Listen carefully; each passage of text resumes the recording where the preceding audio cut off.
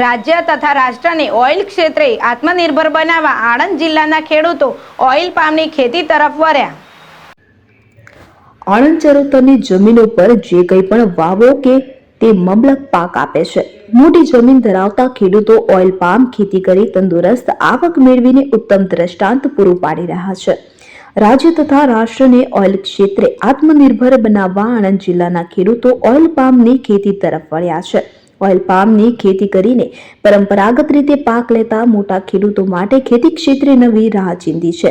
રાજ્ય સરકારના બાગાયત ખાતાના પ્રયાસોથી આજીવન આવક આપતી આ ખેતીને આણંદ જિલ્લામાં ખૂબ જ બહોળા પ્રમાણમાં પ્રતિસાદ મળી રહ્યો છે।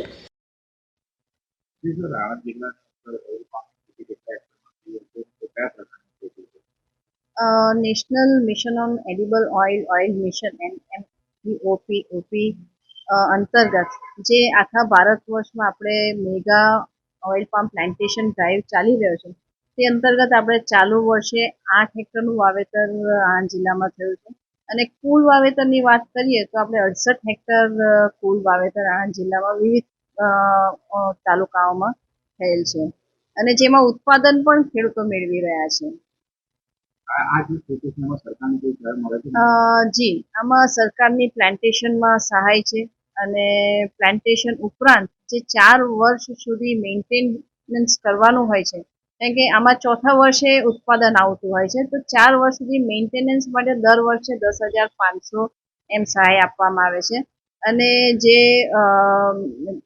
પ્લાન્ટેશન માટે 1 હેક્ટરે 143 છોડ 9x9x9 અંતરે રોપવામાં આવે છે ત્રિકોણીય પદ્ધતિથી તો એમાં 20,000 જેવો ખર્ચો હોય છે અને જો આયાત કરેલા હોય તો 28,000 જેવો ખર્ચો છે જે સરકારશ્રી તરફથી સહાય રૂપે આપવામાં આવે છે। આણંદ ચરોતરની જમીનો પર જે કંઈ પણ વાવો તે મબલક પાક આપે છે। મોટી જમીન ધરાવતા ખેડૂતો ઓઇલ પામ ખેતી કરી તંદુરસ્ત આવક મેળવીને ઉત્તમ દ્રષ્ટાંત પૂરું પાડી રહ્યા છે।